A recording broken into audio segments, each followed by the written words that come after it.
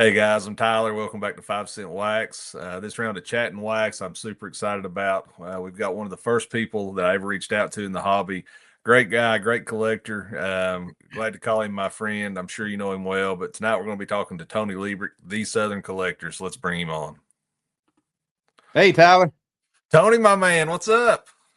Oh man, I'm ready to talk some cards. We can talk Tennessee football. I told you earlier, this hat right here usually only comes out on football Saturdays inside Neyland Stadium or at away games. This hat was on in the swamp this year. We kicked the Gators' butt. Yeah. So I put my gamer on for you, dude. I'm Well, ready. I appreciate that, Tony. It makes me feel good. It makes me feel like you're locked in. You're ready to I'm go locked here. I mean, in. it's serious when you pull the game day hat out for Yeah, something. yeah, It you're is. right, man. It I got the orange one. It's normally the khaki or the blue, but tonight I went orange. well, It's and special. I've got to say before we get started, since you brought the big orange up in the hat. So, for everybody watching, the thing that led me to Tony early on a year ago when I first kind of got back into the hobby, discovered YouTube. I was watching. I think you were on with Mike Moynihan on one of his Mhm. episodes, the baseball collector. And I see he's got this guy named the Southern Collector coming on. And I turn it on, and the first thing I see is just this beautiful orange and white and this power tee. And Ooh, the first thing I thought was that this is obviously a man of class, number yeah, one. that's right, man.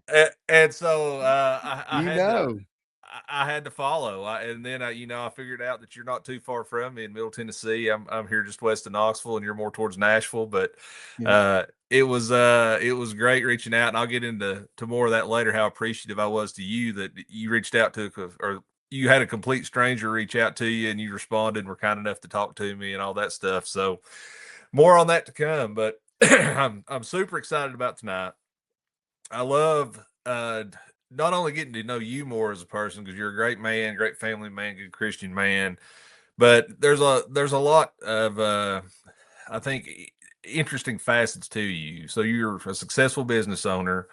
You're a great collector. You've become very well known in the hobby.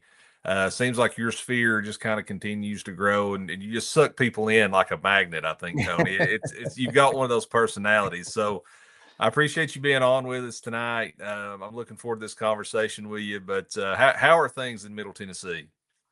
it's been a little icy, man. I ain't gonna lie. We didn't. I had to call off work yesterday. Told everybody to stay home. It was a little Yeah, dangerous, and we went back to work today. Went in an hour and a half late. But here in Murfreesboro, we didn't get hit as bad as Nashville, man. Nashville got slammed. yeah, There's still like 150,000 people with no power tonight. It's wild, dude. There's trees down, power poles down. There's trees down around me, yeah. but nothing like what Nashville had. All that ice. I'd rather had a foot of snow, man. That ice can do some bad stuff. But anyways, that may not be what you were asking about, but No, it but was. yeah, Yeah. other than that, man, I don't know how bad y'all got hit, but it was bad here in Middle Tennessee. Well, we got lucky, here on the eastern part of the state. Anyway, we avoided a lot of the ice, at least in my area. We didn't ever lose any power. There's not been any major outages or anything like that. But definitely thinking of and praying for and feeling sorry for the folks in Nashville that are doing without power and kind of having to get through some hardship right now because it's pretty bad over there. But I'm glad Yeah, glad you and your family got by unscathed and all that. yeah, man, So we're good. yeah. So I guess I want to go back, Tony. There's a lot of questions, even though I've got to talk to you on the phone, we text, whatever, and getting to know each other better. But there's a lot of questions that I have wondered before and things that I'd like to fill in the blanks on. So I guess starting out, the thing that I don't know I've ever heard you say, and I know that I've not ever asked you, I don't think, is what got you back into the hobby, and when did you re-enter the hobby? First of all. Yeah. So, I was like everybody else. I broke open packs. The first packs I ever opened was 1978, and I was 9 years old at my little league park. I remember the first pack had a Pete Rose in it, and so I thought that was cool. They were in the middle of their heyday, and so, anyways, they were towards the end of the Big Red Machine deal. But anyways, got went through. opening packs all through the 80s.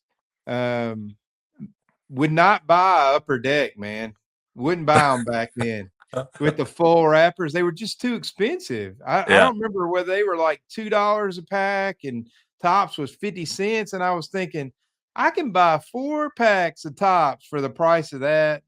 Yeah, they're really pretty, but I ain't spending that. I didn't have no money, man. Right. So anyways, got married in 1990. I was 21 years old. We had our first baby at 23, next baby at 25. So man, by the time I got in college, I just really wasn't. I still have my stuff. I would go to card shows to get an autograph. So Yeah. like Willie Mays was at the Music City Center over by Opryland, and I went over there, got his autograph on a ball. They had a big card show back in the day at Opryland Hotel, Oh, wow. and I went there and got Joe DiMaggio's autograph and seen Ted Williams sitting there. I mean, so I would do stuff like that, but I just wasn't really buying cards at that point, and really wasn't collecting either. So I got out, started, my family running a business. I built my business. I started my business when I was 24 and just worked, man. I just went to work and just raised my family. My family came first.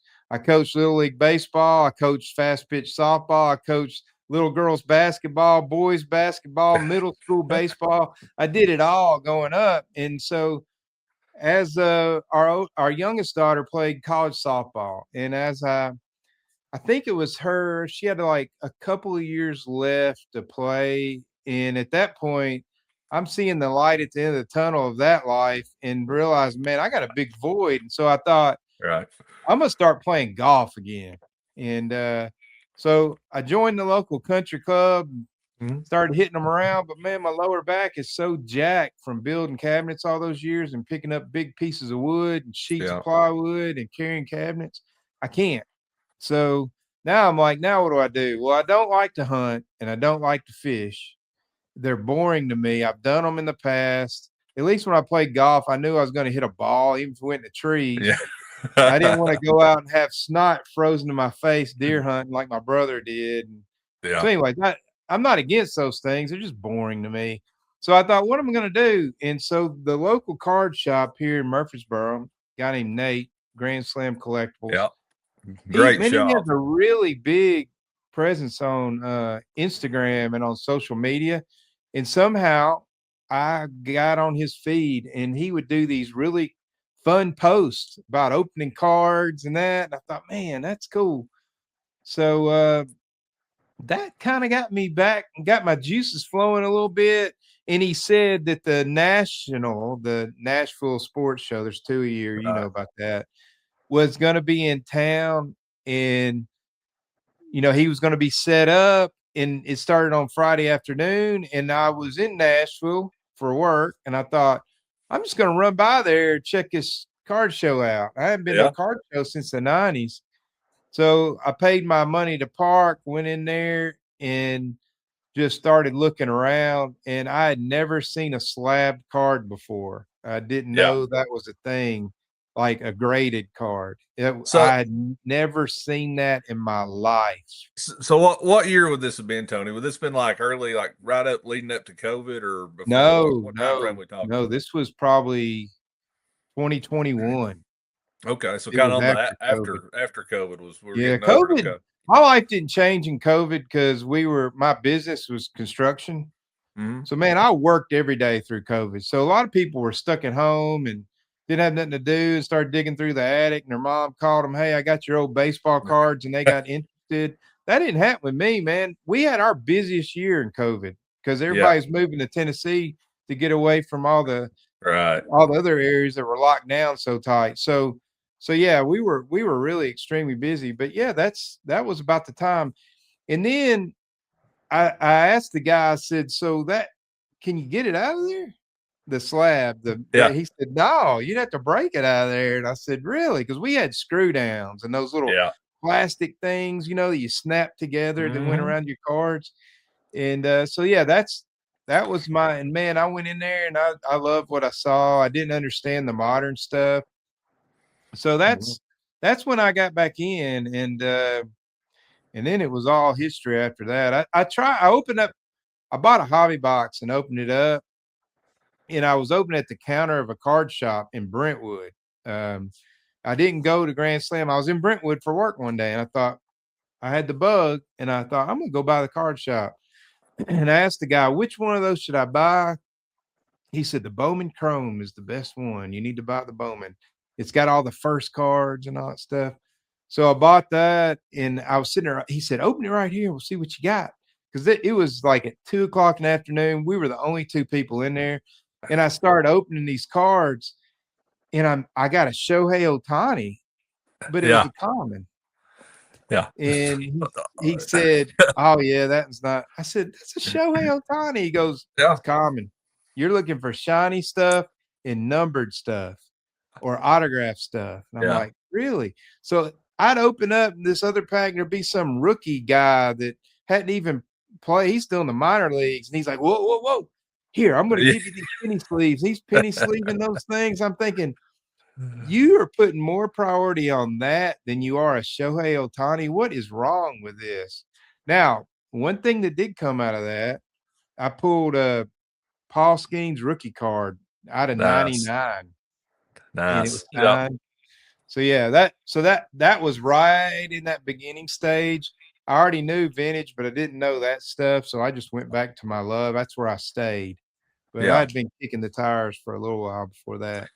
Well, it's pretty similar, which I've just been back in the hobby, not quite a year, coming up on a year in March. But same thing. When I first saw a slab card, I had no idea. Like I'm like, why are we doing this to cards? Now, like it's a completely different mindset. But at the time, like you said, I just thought, you kept cards raw and didn't really know about grading and all that kind of thing. So that was one of the big differences that I found returning to the hobby from, when I left it 25, 30 years ago. But kind of like you, didn't really, we kind of got into the modern. I actually still, with my sons, we'll put a flagship set together for them, just, for their collections. They've got all that going forward. But it didn't take me long to start working my way back to the good stuff, the Yeah. vintage. And that's, once I got that bug, it was all downhill from there. I think the thing, though, the reason I was asking what time frame was this going on with you when you were entering the hobby is the thing that kind of, I guess I've realized the more I've learned about your collection and you as a collector is how how much you've been able to do in a shorter period of time, talking roughly five-ish years. Yeah. And the thing that impresses me, and you can tell just by looking behind you on your cabinets, which are sick, by the way. It's a Thanks. pretty nice look you got going on in the new card room there. Um, but the thing that really I think has stood out to you to me about you is the history aspect seems to tie into everything in your collection. So I feel like I know you're very knowledgeable of the game and players' history and just the history of the game, but it seems like from what I've seen, your collection may have start with a card, but it will may tie back to a type one, or it may tie back to a signed ball. It's a very robust kind of collection that you have, and probably more so for certain players more than others. But I think that's what I really dig about it is that you're kind of a true historian of the game, and I'm a history buff as well, and so I really like that aspect of how you collect. It's almost like to me like you're curating different parts of a larger collection, and correct me if I'm wrong, but that's just what I've picked up with your style. Yeah. So just this morning, we're recording this on a Tuesday. I released my card room video. So if you want to see my card room, go find my Yeah. channel, but watch that. But one of the things I said in there is what I've come to understand is I collect cards, but what I really collect is stories. Yeah. They're just in card form. They're also in type one form. They're in magazine form. They're Hmm. in signed ball form, but they're stories, man. And if I hook onto a story and it resonates with me, and it's something that I have empathy for that person, or I look at them and think that was so cool. Or in the case of like the Negro League guys, I have a lot of empathy. They never got a chance to shine on a big stage. And so their cards are a lot more scarce. They're not actually, there was Mhm. never any Negro League cards. So you got to go to the Latin cards, the Carmelo Deportivos and the Aquilinas and all these other issues just to find them, the Toleteros, just to find those guys. And then you got guys like Ted Williams, and I think he's the greatest hitter of all time. He really resonates with me.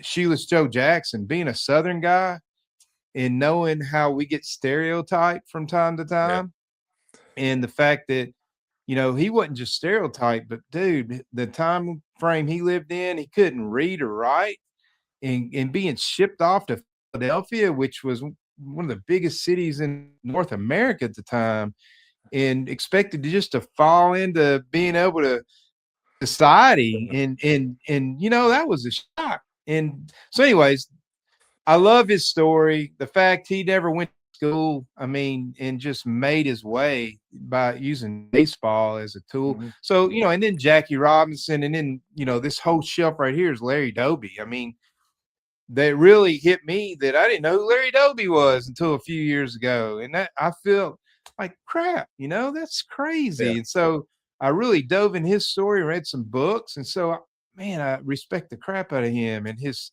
Yeah. what he went through and how he did things. And he doesn't get all the flowers that Jackie gets, even though I'm a huge Jackie fan.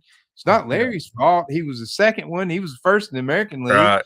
So, you know, I just collect his stuff. So it's just stories like that, man. Once I read a book and it just, I'm a prolific reader right now. And the older Yeah. I've gotten, the more I do it all audio books. I don't sit down and read it, but when I'm riding in my truck, Mhm. I'm either listening to Eric Ainge's show out of Knoxville Mhm. on podcast about my Vols, or I'm listening to a book, and I just learned so much, man, and I just love it. Yeah, well, you turned me on to the audiobooks as well. So I've got about a 30-minute commute roughly every day, two ways, and so that's my time when I read. I actually do a lot of reading as well if I've got time in the evenings sometimes, but most of my time that's free, I'll fill up with an audiobook trying to learn more, whatever. And a lot like you, I kind of tied in too. I'll turn it around here, but I keep Ted over my shoulder. Mhm. Uh, Big Ted Williams fan. I don't know. Somewhere along the line, I stumbled onto besides the cards. I guess kind of like you, is like, wait, I can go find vintage magazines, like the mags that these guys were in, and have that in my collection as well. And so that's something I really enjoy doing as well. But you know, I think as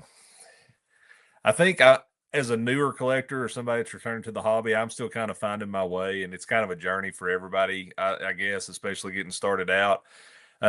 It's well known, well documented, but I'm pretty much in the golden age right now as far as where my collecting is, wanting to move back to pre-war. Did you kind of start as you work back into vintage? Did you find yourself more in that golden era as well, or did you go straight back into the pre-war and kind of knew what you wanted to go after? No, man, I was in the golden age. That's what I knew when I was a kid. You know, I knew what all of Mickey Mantle's cards looked like. I knew what all Hank Aaron's cards looked like. You know, I knew all those. Now, what was and then you know, when I jumped back in, the first thing I did was a Hank Aaron run because I Yeah. respect the crap out of him. And then I, you know, lived through the stage when Barry Bonds was ripping off every record, the Hmm. freaking cheater, and it just pissed me off. And I just Yeah. thought, here's Hank Aaron, one of the most dignified human beings to ever walk the planet, who had death threats, came up in the, you know, played a couple of months in the Negro leagues even, and Hmm. then made his way into the major leagues, was just steady Eddie, man. Just performed. Wasn't a flashy showboat guy like Mays. He didn't have the, you know, the appeal, you know, where he just looked good in a uniform like Clemente. You know, he didn't have the nothing wrong with those guys, but Hank Aaron just went about his business, man. Right. Just got it done every single day and every single year. And then Bond just comes and rips all those records out, and it just pissed me off, to be honest with you. So Yeah. so anyways, No. I wanted to collect Hank Aaron, and so that's what I did. And I went on a Hank Aaron run after I discovered eBay, and Yeah. figured out I could get any Hank Aaron card off eBay. And that's what I did. So I did that for a while. But man, after a while, you see the same cards over and over again. And I happened upon YouTube. And I'd already been on Instagram and started a card thing on Instagram. And that was my first jump into like content creation kind of stuff, was just on my Instagram page. And I found YouTube, and there was this dude, he doesn't do videos anymore, named Dave Berg, Blue Jacket Yeah. 66. Hell, yeah.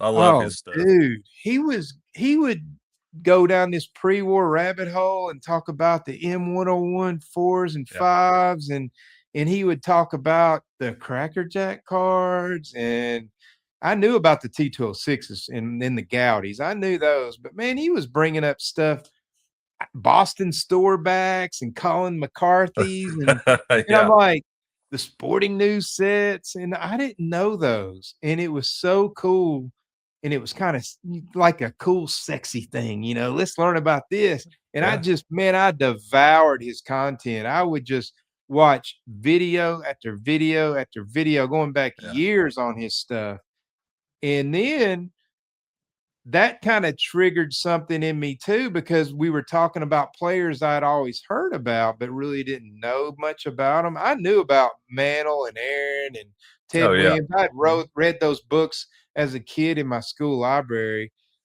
but I didn't know about Shoeless Joe Jackson. I knew the name from the movie, Right. but Yeah. I didn't know his real story. And I picked up a book and read it. And Chief Bender, I bought a Cracker Jack card. My first Cracker Jack card was Chief Bender, and Oh, that's and I cool. flipped over the back and read, and he went to the Carlisle School for Indians, and I knew that was the same school that Yeah. Jim Thorpe went to, and that piqued my interest.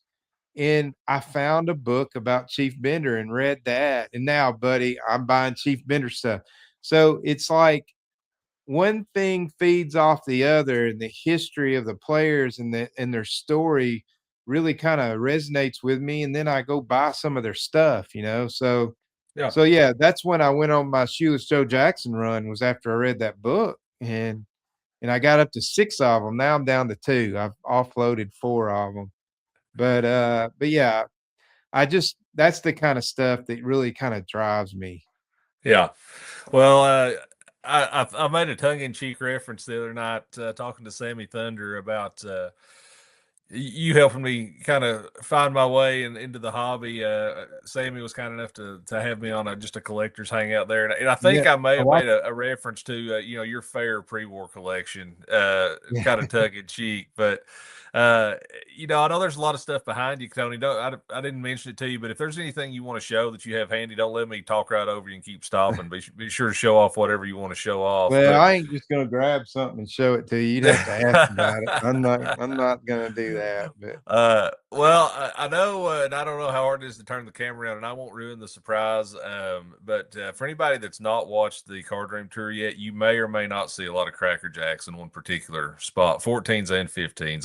Am I right on that, Tony? yeah, it's mainly 15s, but I do have some 14s. But yeah, the way I designed my room, I don't know if this camera, but yeah, I put the skinny shelves up. So I've got floor to ceiling Cracker Jacks right there. And then also over here, I've got the top.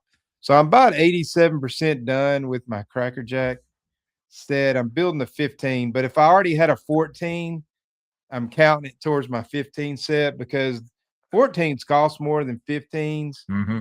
And so normally, I would do the 15s, but I already had a 14. I'm not going to sell it and buy a 15. That's silly. Right. I already have it. So I'm counting like the Ty Cobb, for example. Uh, this is a 14, and Beautiful. I'm not gonna sell it and go get a 15. Why would I do that? This one's got a little bit of writing on the back, but I don't even know what it means. It's div or piv or something. But anyways, yeah, it's a 1, but it's in great shape. And I just honestly, man, the design of the Cracker Jack cards, to me, it's the prettiest pre-war card, Oh, and I would I would put it up against any set of all time, honestly. That if I had to choose, but that's Yeah. why, and they're expensive, man. So Oh yeah. building one of those, I'd never built a set in my life. Not even when I was a kid, I wasn't a set builder. I was a player collector. Mhm. And so I thought, I just love those Cracker Jack sets. And I thought, what the heck, man? I'm building a set and it's gonna give me something to look at eBay every day and try to see if one pops up. It'll give me something to kind of strive for, and it's gonna take me years. And I've been at it now about a year and a half, and I'm 87% done. So You're doing pretty good. Well, I mean, Tony, you're a successful business owner. We didn't get into this, but you played baseball in college yourself at Belmont, I think. yeah. Great family. Is there anything you suck at? I mean, are you just good at everything? I mean, it Oh appears man. that it's leaning towards you're just good at everything. You'd have my wife would differ with that, buddy. I, I'm not good. I'm not good at a lot of things. She would tell you. So no, Yeah. man, that you're Well, too kind. But no, I'm having fun with the hobby, and I have my good days and have my bad days. So yeah. it's all good. Well, so we're pre. We know you're a big pre-war guy, as we just discussed, and of course, as you showed. Um, at what point, you're kind of, I think, becoming more and more known as you referenced this earlier, but an autograph collector. Yeah. So, at what point in the journey did you start really keying in on those player? And you're a playing days auto guy for the most part. That's really what I think, or maybe not all you. I think that's what gets you excited is when you Yeah, I'd find a. rather have, and you never know what a playing days autograph is a lot of Mhm. times versus a non. But what most people in the hobby refer to a playing days if it's a ballpoint pen, Yeah, because later when the older golden era guys started going on the autograph circuit and getting paid more money doing that than they ever made playing, they mostly signed with Sharpies. right. And so yeah, if I can find one with a ballpoint pen, like right now, I'm trying to build the entire Hank Aaron run on his main cards. I'm not doing like the one with him and Mantle and the 57. Right. I'm not doing that, but all of his main run in ballpoint pen. So it added because Aaron signed a lot when he got older, and I call it the old man signature. It's still cool. Like if that's Yeah. what you got, I ain't down in it. But he signed big with a. Yeah. It's like the fattest Sharpie ever he would Yeah. use, and it was kind of shaky. And it's still Henry Aaron. He Oh still yeah. held that card in his hand, so I am not downgrading that. But doing one with a ballpoint pen just adds one more element of strategy and difficulty, and so Well, it's kind of a little more of a challenge. so speaking of Hank, in my last solo video, I made reference to one of my goals going forward is to add more Hank Aaron into my collection because he's one of my faves. Of course, I'm a Braves fan anyway, but I hate to say it, he's sorely underrepresented in my set. But you, if I'm not mistaken, have one of my Grail cards with a nice ballpoint pen, and it would be the 54 tops, Aaron. Uh, Oh yeah, th- that's one of my and, favorite cards. yeah, and so I've Let seen me you get show it. that card. If it's handy, I'd love to see it again. Yeah. So here he is. Let me put you on the full screen, Tony. Hang on just a sec. If I can figure out how. It's pretty big right here, man. If you put All me on right. the full, I think it actually gets smaller. But that's got that ballpoint pen now. It's unfortunate he signed it right over the bridge of his nose. But what's really awesome about this particular card is not only is it a playing days card, but that H right there, he only signed that curly Q H when he was a rookie. That's it. His Yeah. rookie contract has that H, and you can find baseballs on eBay right now from the 1954 Milwaukee Braves when he was a rookie. Yeah. Signed like team balls, not just him. And he signed it like that. So, what makes that card so special?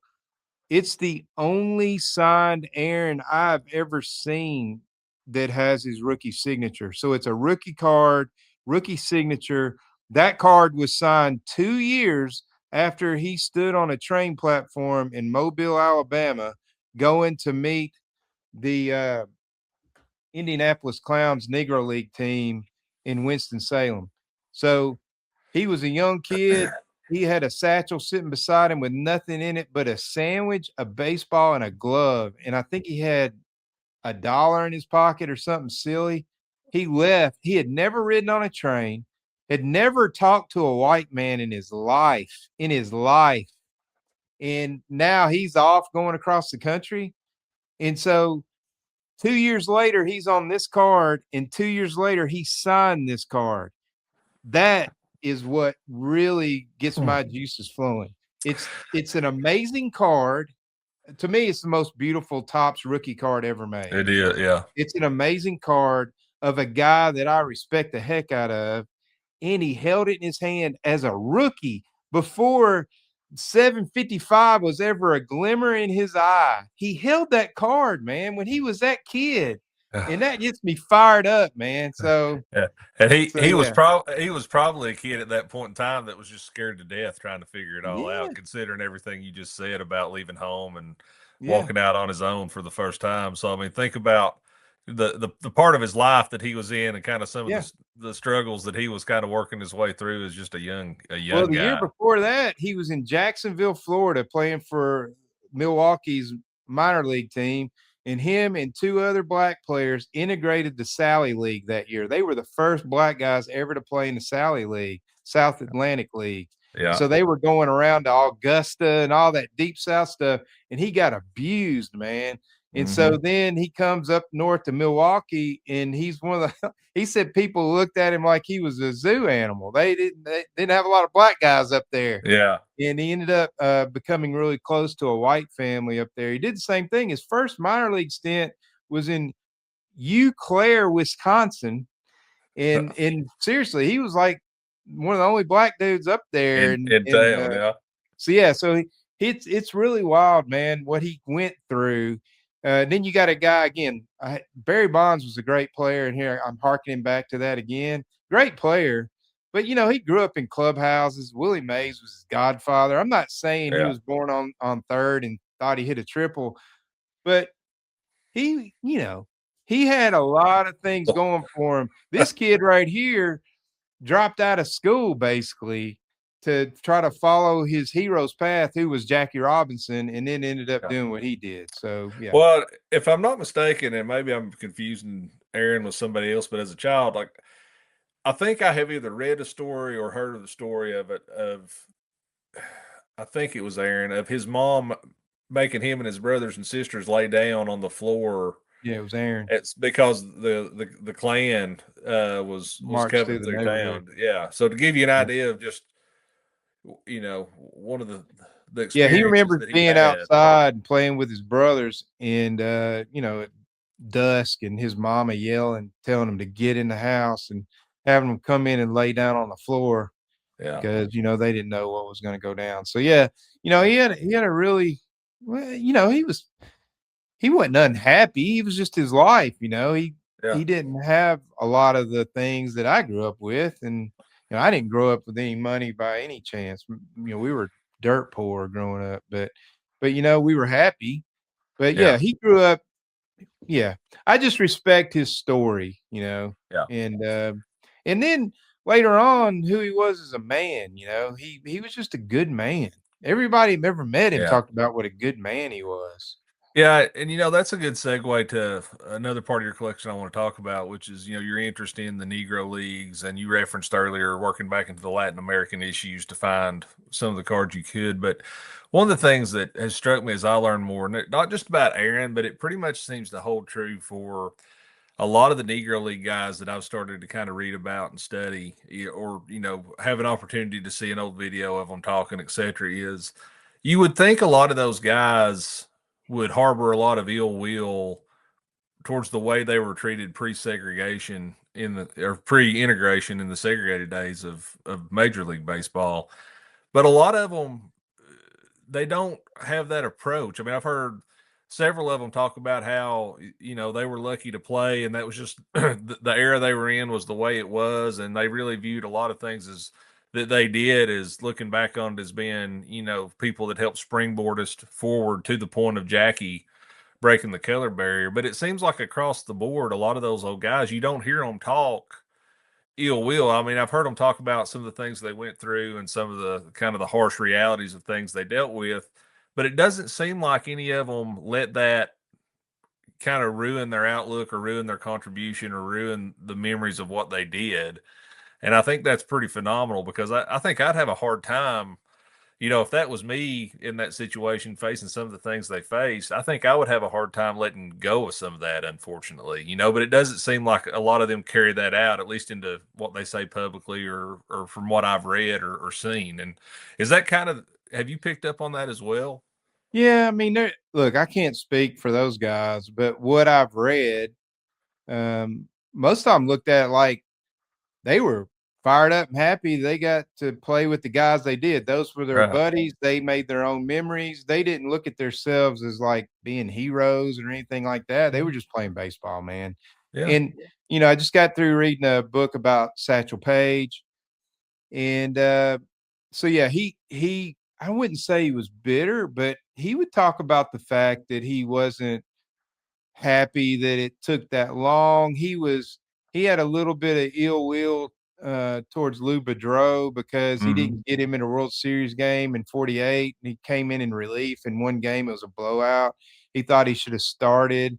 So there was a little bit of that stuff that went on, but I don't know whether he looked at that part of it like I didn't get a chance to do it because I was black. He was just mad because he didn't get the chance. Right. Yeah. Um, so yeah, I mean, Satchel Paige made more money than most major league players did when he was in his heyday. Yeah. So he made a lot of money, but he would always have the default to saying, "I'd have to take a pay cut playing the major leagues." He'd kind of Yeah. play it off, but in reality, he wanted his shot. He Yeah. wanted a shot to prove that he belonged, that he could pitch against the best.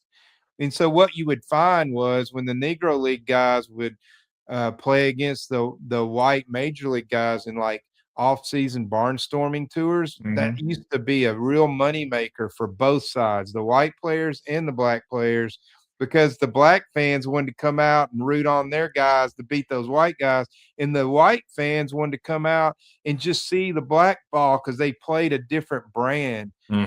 and it was exciting, it was fast and loose, and so it was a big money maker for them. They would make more money in the off season if they went on a barnstorming tour than they would make the entire season, Yeah. both the white and the black players. So yeah, they got to play against each other. It's just a shame it went down the way it did. And the black players, even when they played in the Negro leagues, had it a whole lot worse, obviously, than the white players.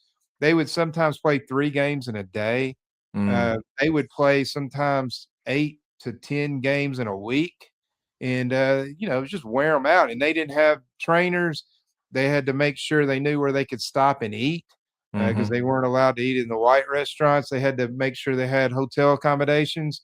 So it's all those things like that. It's the story of those guys and the fact that they didn't get a lot of notoriety. It's really cool to go back and read. There's some really good books. The one I finished up that was a real eye opener to me was the one about Josh Gibson. It Yeah. was a fantastic book, but it didn't just talk about him. It talked about Satchel. It talked about the Negro Leagues as a whole.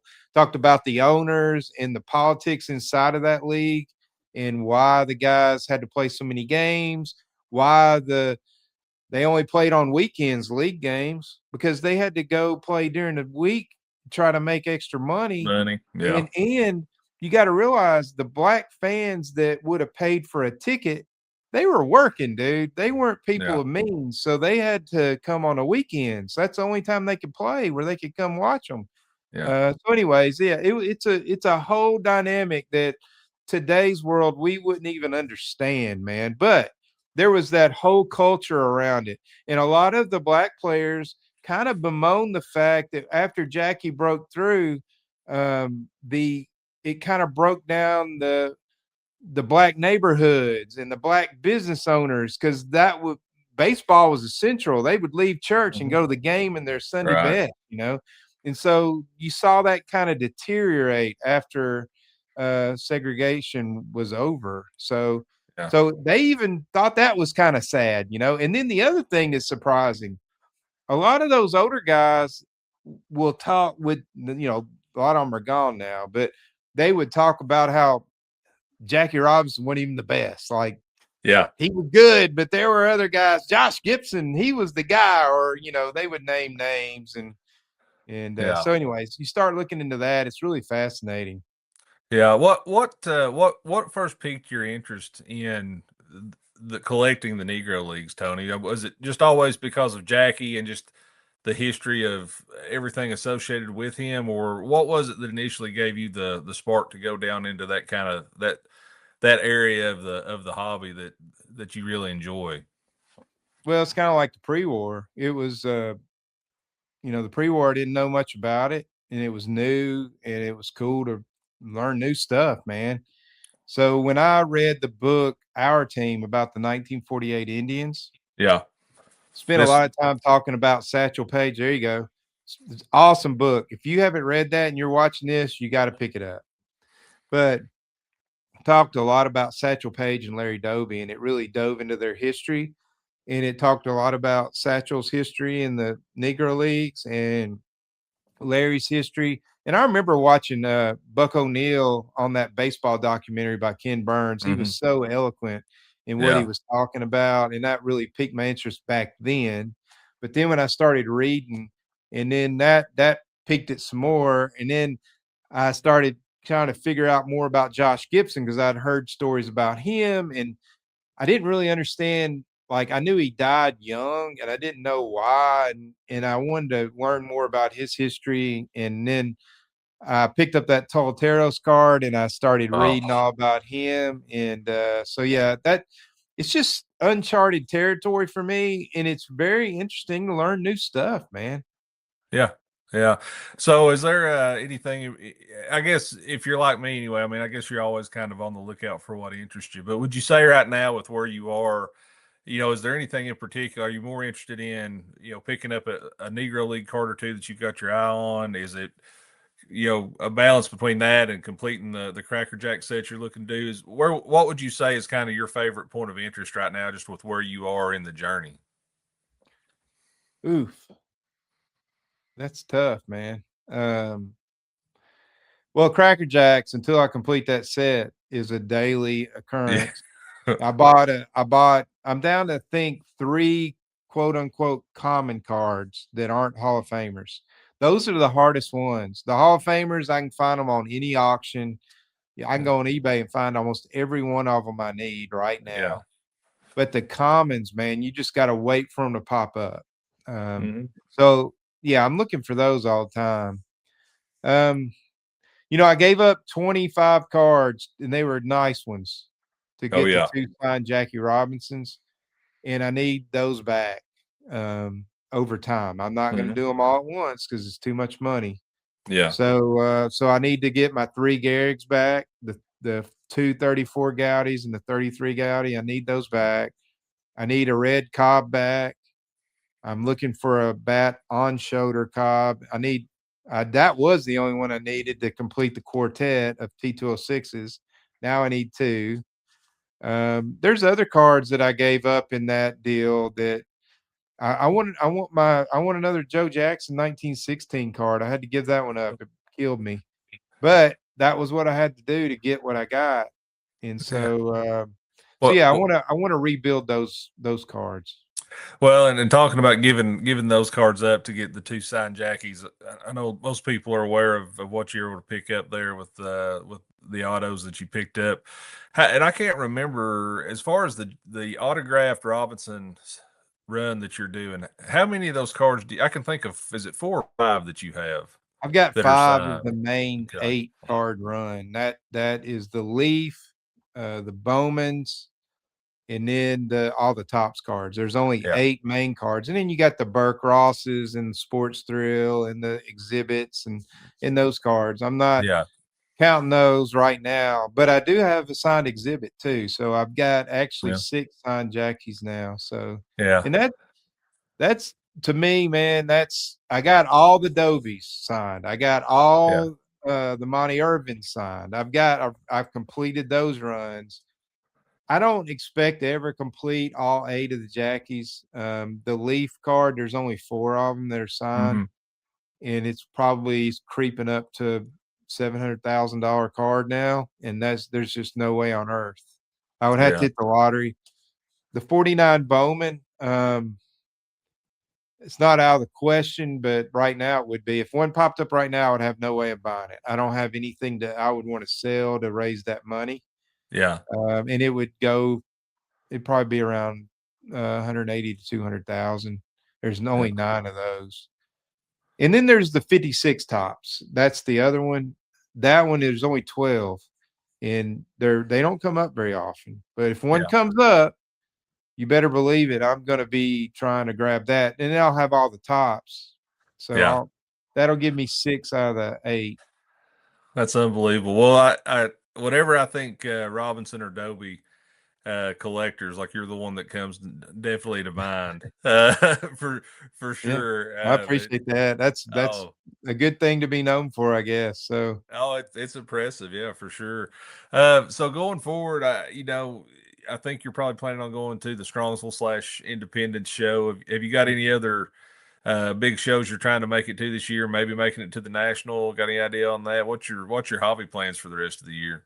yeah, so I'm actually flying out to Southern California in a couple of weeks for the West Coast National. Very And nice. so I've never been to that before. I'm going to go out and meet my buddy, Mike Petty, and go Yeah, to see his house and his card room. And then Greg Miller's flying down from Sacramento to meet us. Dylan Double D from Hawaii is flying in. awesome. Uh, there, Joe Perot from Jeremy Lee is going to join us. It's going to be a huge get together. I think we got 20 guys going out to eat one night. That is awesome. So yeah, that's going to be a lot of fun. So that I'm doing that in February. Going to Strongsville in April, and then got the national in Chicago. So yeah, that's what we're doing. Got a full year for sure. Yeah, man, it's gonna be fun. I'm looking forward to it. Well, I can't wait to make my way to Independence. I'm excited. That was the one show I'm still referring to it as Strongsville, but Strongsville slash Independence, whatever. That's the one show that I've definitely wanted to go to. The more I've learned about it, just not just for the cards, but for the chance to meet Yeah, people, to meet definitely. guys that are in the hobby. Not just I want to meet as many people as I can in the hobby, not just YouTube content creators, but just good dudes that have a similar interest as me in the hobby. But I'm really looking forward to meeting a lot of the guys that I watch that I've not got a chance to talk to. I thought for a minute maybe I needed to put my black wig, like long hair, on tonight so I can channel my inner petty for you. I don't know if I have a petty minute that I could go off on something on, but I thought maybe I'd just put you right at home. Yeah, well, you'd have to change your accent, or because you couldn't pull it off. You'd have to sound like a West Coast guy, have that petty accent. But no, Petty's awesome. He's a good buddy, and we talk every day and text mainly. But because his service sucks, so if you ever talk to him, I think he has like a squirrel in a cage running around and make cell service work. But anyways, we text a lot, and yeah, he's a good dude. And what's funny is, man, he comes across as this guy on camera, and he kind of flips a switch and goes into the petty character. Man, that dude, he is nothing but a big old huggy bear. Like Yeah, he would do anything for anybody, and just a good dude, man. So yeah. I'm glad the hobby brought him into my life as a buddy.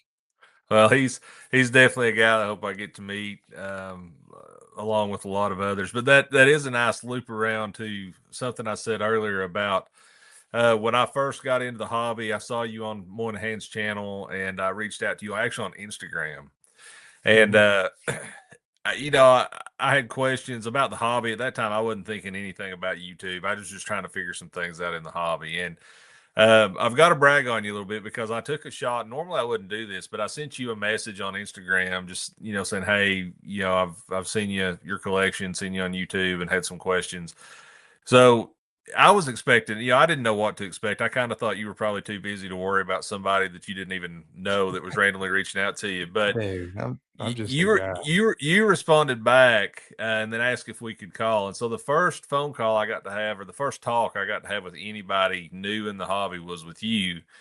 And you could probably at the time tell how lost I was or how new I was just working my way back into this thing.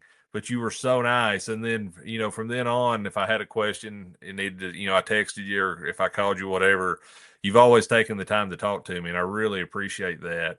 And I think that, you know, since I made the jump into YouTube, you were also kind of the one that, when I was a little bit unsure about it and I started talking to you about, how to go about it and should I do this, you were very encouraging. You answered my questions and you gave me some advice and kind of led me that direction, gave me the bump. So that's one reason why I'm so thankful to have you on to talk to you, is because you were a big part of that. And, the thing I would say to people that are watching that maybe aren't current content creators or that are thinking about making the jump is, if you have any interest at all, get in there. And Yeah. if you need somebody to talk to, reach out to me. I'm happy to talk to you. But it seems like the hobby is growing. It seems like the content community is growing. And do you have any similar advice for new collectors, or people that are thinking about making the jump into YouTube, other than just jump in there and do it? Yeah, so what you've done is what I would tell people to do, and that is, if you wanna do it, just jump in there and have fun with it, but don't do it thinking you're gonna get rich. Don't do it thinking, you're gonna, you know, measure yourself against Mike Monahan or Greg Miller, or name some successful YouTuber. Don't do that, because you're setting yourself up for failure. What I did, I went in to do this for one reason and one reason only, and that was to have community. It was Yeah. to have dudes around me that are like-minded, who collect cards, that I could have buddies and share this really fun hobby with, because it's not any fun doing it by yourself. Your wife don't give a crap about it. Uh, And so that was something that was really fun for me, and that was my challenge. So when I started my YouTube channel, my goal was, I started in October, was to make it to Strongsville in April, still doing content, so that maybe somebody would talk to me and we could hang out. Now, I knew I at least know Greg Miller. I'd met him. He had done for me what I did for you. He mhm. took my phone call and he gave me his number, and he was just so outgoing and helpful. And he's been that guy for me. And then we got to be buds. So yeah, do it with the idea that you're doing it for community and to get that out of it. And Mhm. then you got to put yourself out there, and you got to try to reach out, make friends, talk to people, invite people on for videos. So you've done a fantastic job. Now I see you on with, you know, Jay Hawker and all these other guys. You've kind of hooked on with the Missouri clan, and you've made a lot of buddies besides me, and I think that's awesome, and that's what it's all about. That's why you do YouTube. Yeah, it is. And so you said it better than I could have, but that was what I was working around to with the point of the whole story, is it's a community. And Yeah. that's really what it's all about. And it's a ton of fun. To your point, I'm blown away by the number of people that I've been able to meet, talk to, the friends I've made in such a short period of time, just by making a decision to jump into the community a little bit Yeah. more than what I was, in a way that I never thought about, because I had never thought about making content on YouTube. But it's really become my outlet, or my hobby within the hobby, to continue to Exactly. make friends and to strengthen relationships and just to be a part of it. And that was, like you mentioned, my wife was getting awful tired of listening to me talk about cards. So I mean, Yeah. it's been phenomenal for me, and I'm sure glad I did it. And Tony, I sure appreciate you letting me reach out to you. I mean, and not giving me the cold shoulder, but just really opening your arms and listening to anything I had to say. I couldn't thank you enough for that. So Well, that was very, my very pleasure. glad you did.